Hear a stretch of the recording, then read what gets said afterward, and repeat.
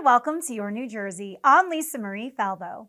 On today's show, we learn how the Count Basie Center for the Arts in Red Bank educates and entertains through their artistic showings at the center. We also meet the president of ALS United, who is working to enhance the quality of life in their patients battling Lou Gehrig's disease. But first, the New Jersey State Federation of Women's Clubs is the largest and oldest women's volunteer organizations in New Jersey. Here to tell us more about their initiatives is Katie Chambers, board member of NJSFWC. Katie, welcome to the show. Hi, thank you so much for having me. Congratulations on being over 100 years old. I mean, what a legacy you have here. Thank you. Yeah, we're really excited to celebrate our 140th anniversary. We were founded in 1894. It's thrilling to see how much the organization has grown over the years to this amazing group of more than 6,000 members throughout the state that are all working towards various volunteer goals in their communities. Tell us about the mission of the organization. We bring women together in volunteer action. Women's clubs have a long and storied history in the United States. Starting in the 1860s, it was one of the very first ways for women to gather together, to have their voices heard, to engage in collective action. And New Jersey is one of many organizations that are part of the General Federation of Women's Clubs, which is a national and international organization that take volunteer action within their communities. Each club is autonomous within our association, so they take on various projects based on what their community needs. And then as a federation in the state, we come together on a few projects, including this special state project you referred to for the New Jersey Children's Alliance to make life better for women and families in New Jersey. How are you going to do that? Right now, we are actually working on a backpack collection project. The New Jersey Children's Alliance supports children that are in abusive environments, and we are collecting backpacks and school supplies for children in need who are in the middle of court cases, who are suffering from these difficult circumstances, and we're doing that collection throughout the summer to get kids ready for school in the fall. After school starts, does the work stop, or how are you continuing the cause? No, we're going to continue to raise funds, raise supplies to increase awareness about child abuse throughout the state for the next 2 years. Every 2 years, New Jersey State Federation of Women's Clubs chooses a different special state project. This year, it's New Jersey Children's Alliance. In the past, we have worked with organizations that support guide dogs, organizations that support veterans. So every 2 years, we choose a different project, and we work with that specific nonprofit to take care of exactly what they need. Besides the Children's Initiative, what are you doing throughout the year to better the community? We have several initiatives going on at any given time. One of my personal favorites is the Girls Career Institute, which we established in 1947 to give junior girls in high school a college experience throughout the summer to get them ready for that next step in their educational and professional lives. It's a residential program at Douglas College, which, by the way, we founded at Rutgers many years ago. And it brings these girls on campus for a few days. They get the full college experience. They get to stay in the dorms. They get to take classes and workshops with women in what we kind of consider non-traditional, female career paths, like FBI agents, people who work in law enforcement, people working in medicine, in STEM, in the entertainment industry. They get to hear all about those career paths. They get a sense of what it's going to be like when they're living on campus, meet girls from all throughout the state, and get that little bit of inspiration before they go back to senior year and start their college application process. We serve hundreds of girls doing this each year, and we've been doing it since 1947. So again, there are many generations now of women that have passed through this program. It's really amazing to see after just a few days, they've formed these amazing bonds with each other, with the NJSFWC volunteers that help run the program, the house mothers. There are lots of tears and hugs at the end where they've really, they really find themselves over those few days. You aren't helping those getting ready for college, but also their post-college life. How are you doing that? Yes, we have something called the Margaret Yardley Fellowship Fund for postgraduate studies for female students in New Jersey. So if you're looking to attend grad school and you're a New Jersey resident, please go to our website, njsfwc.org. You can find all the information there. I also wanted to mention, too, we do a fabulous program to support our troops. Every year at the holidays, we collect thousands, and I do mean thousands of holiday stockings that we stuff with lots of goodies and supplies that we send overseas with various partner organizations to support our troops overseas. I love that. How many clubs are in the Garden State? Right now, there are about 150. We're growing all the time, but it's about 150 throughout all counties in New Jersey, representing about 6,000 members. Wow. And I bet a lot of them are doing hyper local grassroots missions as well, maybe helping out a local food pantry or a local charity organization. Exactly. As a federation, we provide guidelines and suggestions of different projects that you can take on, whether it's for the environment or for health and wellness or in the performing arts. But yes, the clubs, take our advice and take our suggestions, and then they go to their communities and see where those needs are. So you will see women's clubs supporting food banks, having farmers markets, doing programs in schools, having spelling bees. It really is a testament to the creativity and the entrepreneurship of women that they look to see what those needs are in their communities, and they answer them. How did you get involved in the organization? I actually got involved through my mom. Like I said, it's an amazing legacy of generations of women, and there are multiple generations of women in the organization right now, which is super exciting. She has always been a phenomenal volunteer and an inspiration to me with her dedication to community service. And I wanted to find a way to give back to my community and to meet other amazing women leaders throughout the state. And she inspired me to join, and here I am. I love that legacy of mother and daughter doing things like that together. It's so cool, and it sounds like there's a lot of those types of stories. Maybe even 3 generations, 4 generations. There are actually in my local club that I'm a part of, Book and Needle Women's Club of Ordell. One of our members is a multi-generation member. Her grandmother was one of our founders, so it's very cool to see. So, if someone watching wants to begin a chapter of their own in their own town, is that opportunity available, and how can they do so?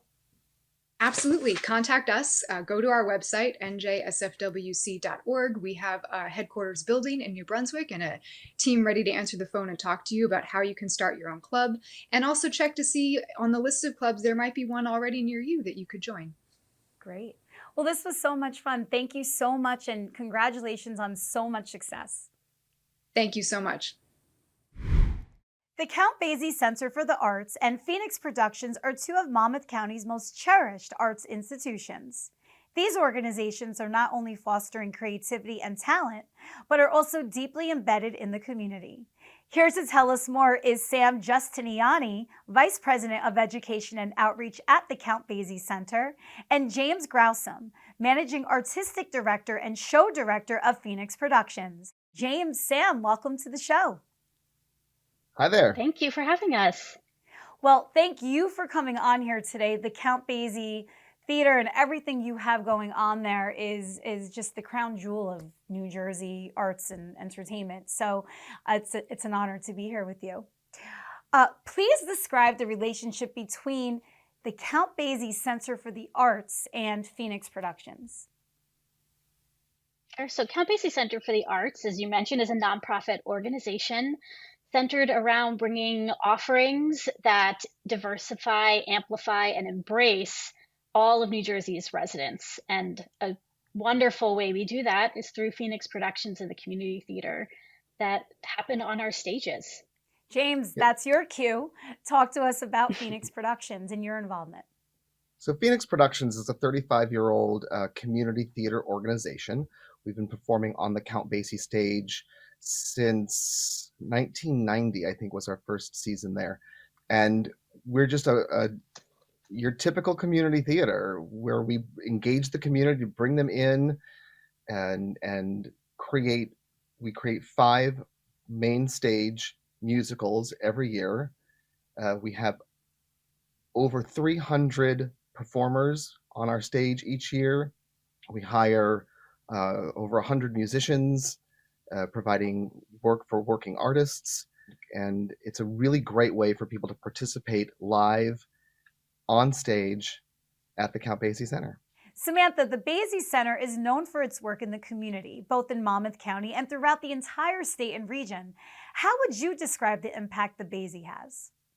So the Basie connects with the community in so many different ways through, as James mentioned, Phoenix Productions, through workforce development for our front of house staff, for our shows, both in the Vogel and the Hackensack Meridian Health Theater, but also in my world, which is education. So we have students at the Count Basie Center's Turner Academy of the Arts from ages 4 into their 80s. Any arts lover out there, there's a space for them here to learn music, performing arts, dance, express themselves, try something new, and beyond. Opportunities on our stages to perform in productions, not only with Phoenix, but through education programs. In addition, we run a few statewide programs in collaborations with partners throughout the state, working with high schools, community organizations, from poetry to filmmaking, and to celebrating the great work that's already happening throughout our state and our region. James, talk about Phoenix Productions and how community theater and the work you do is helping to fulfill the Basie Center's mission. So 3 of the main pillars of the Basie mission are to inspire, educate, and entertain. And when you kind of knit the community together to create musicals, 5 times a year, it really helps to inspire people on a lot of different levels. We often think about these musicals being created as just the actors, the singing and the dancing, but we have community members who are building the sets and painting the sets and sewing the costumes and working on the makeup and again, as we said, providing jobs for working musicians.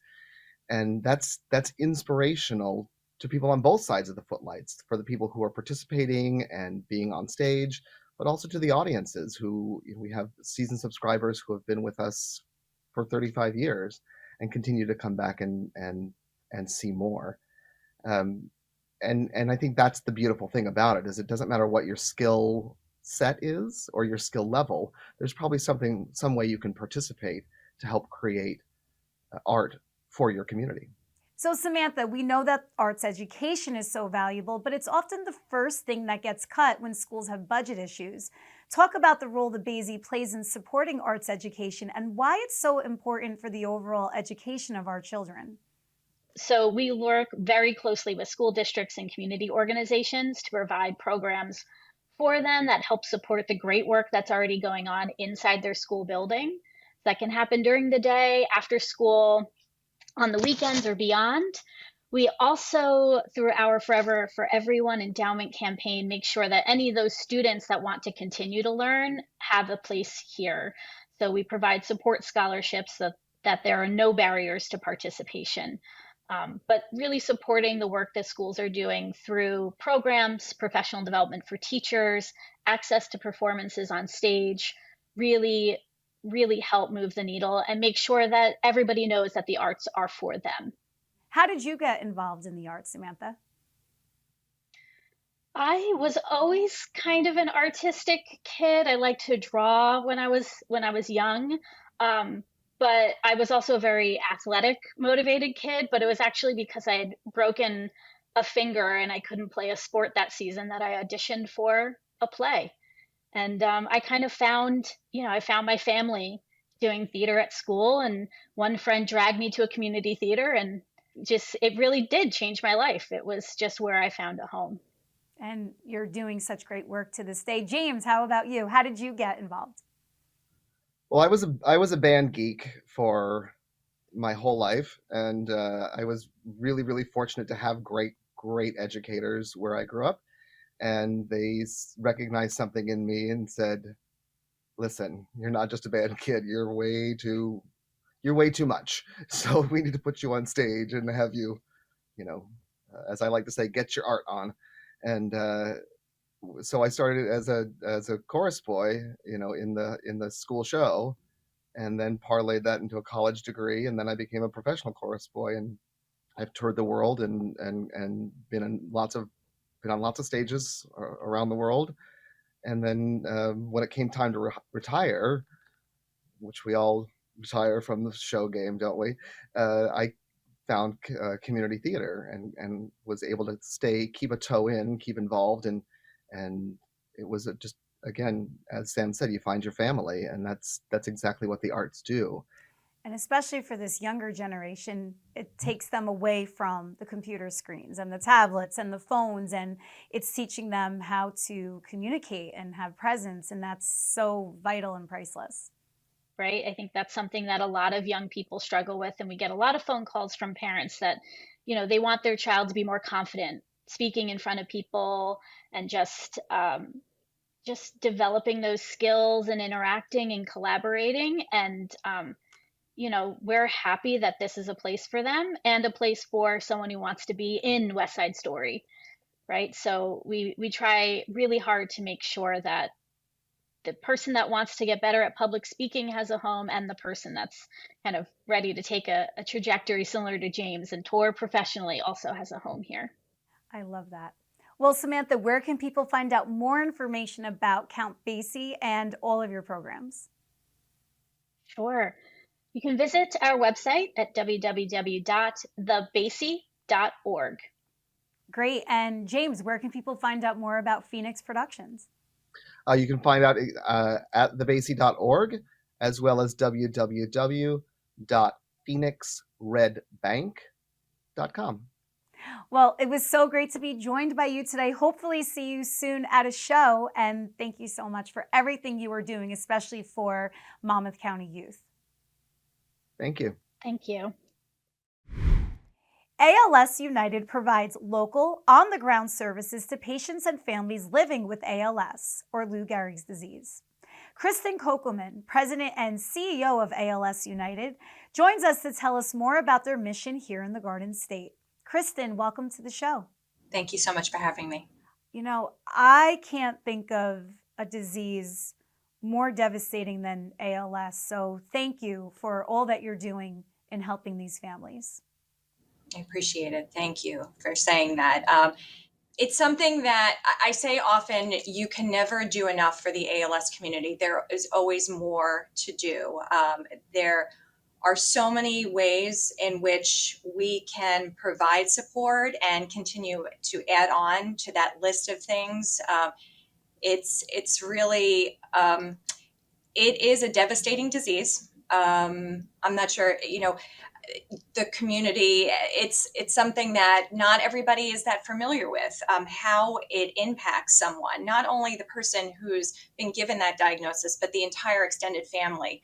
It can be devastating, both, physically, mentally, and financially, but we're there to help.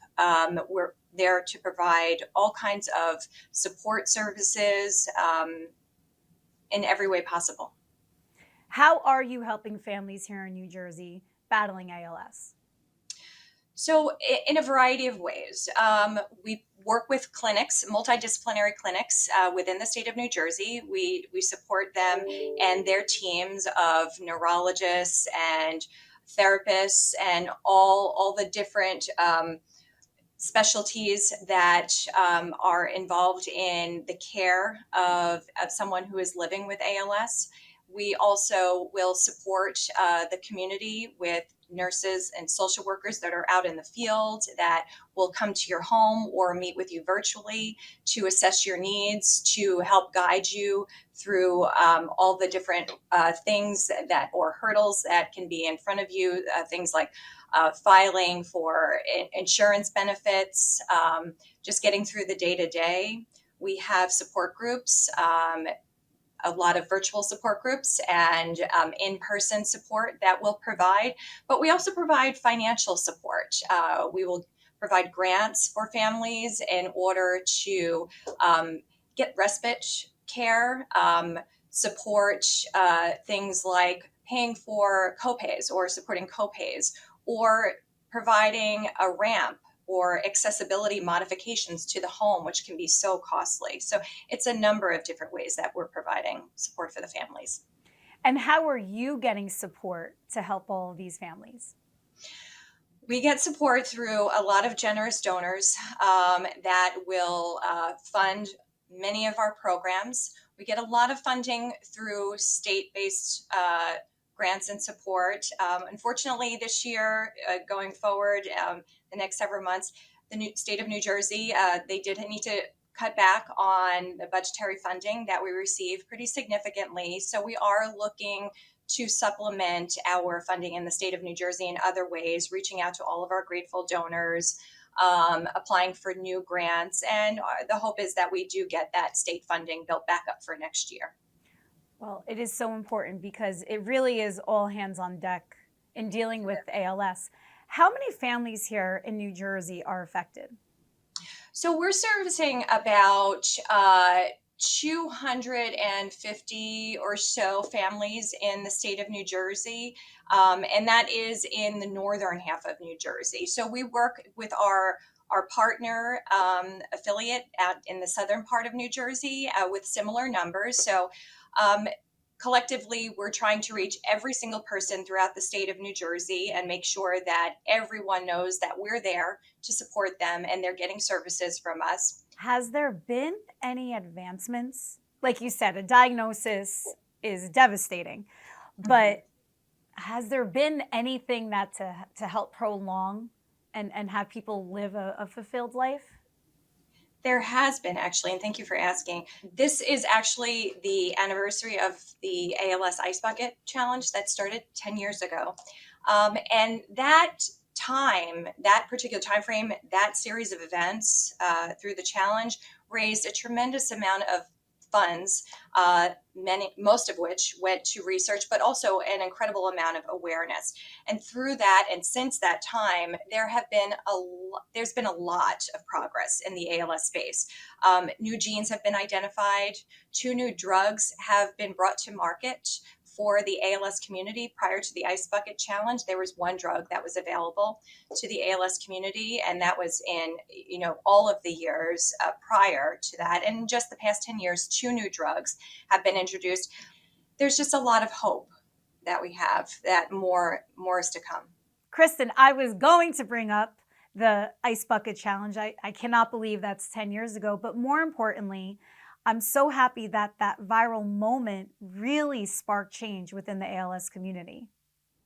It did. It was an incredible time. Like I said, the amount of awareness that was generated through that is absolutely priceless. ALS, I feel, is dominating the discussion again, especially around NFL circles. So the recipient of the ESPN Jimmy V Award, unfortunately, is battling ALS, Steve Gleason. And then there was another NFL player who was just inducted into the Pro Football Hall of Fame at his bedside because he has ALS, Mongo, Steve McMichael. Talk about the correlation between sports like football, hockey, and a prevalence of ALS.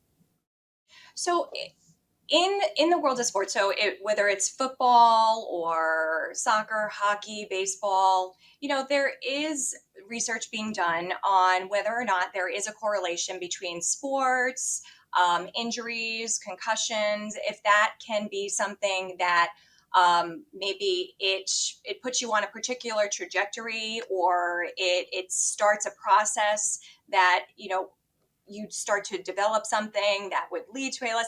There's a lot of research. A lot of research is being done in that space. There are a lot of different areas in which researchers are looking to see, is there a larger population that is more likely to develop ALS? Why is it that certain people, whether it's certain people in certain industry or certain sports, it's seemingly developing ALS at a higher rate? There is a lot of research that is being looked into for that. How about genetically? Is this something that could be carried down? Yes, there is a small percentage of ALS patients do have the genetic form. It is around 10%, although more recently we're seeing those numbers climb just a little bit. It's such a fascinating, mysterious disease. How did you get involved in the fight? So about a little over 20 years ago, I was brought into the space through a friend and colleague of mine, doing some fundraising and working with the ALS community. And over the years, my role here has continued to grow. And While when I was first introduced to the ALS community all those years ago, I didn't have a personal connection. But in 20 plus years, you can imagine, I have so many personal connections, and it is very personal to me. And it's something that you want to continue the fight. You want to do more. Like I said, we want to do more. There's always more to do, and every year it's my commitment to the ALS community continues to grow. Well, it's a very worthy cause to get behind. And Kristen, we thank you so much for coming on here and spreading your mission. Where can people find out more about your organization? They can visit us at als-ny.org, and on that website, you'll find all the information on how to get in touch with us, on the different services that we provide if you're someone that is impacted by ALS. Great. Kristen, thank you so much. And we look forward to following along and supporting in the future. Thank you so much. Thank you for joining me on another episode of Your New Jersey. I'm Lisa Marie Falbo. We'll see you back here next week.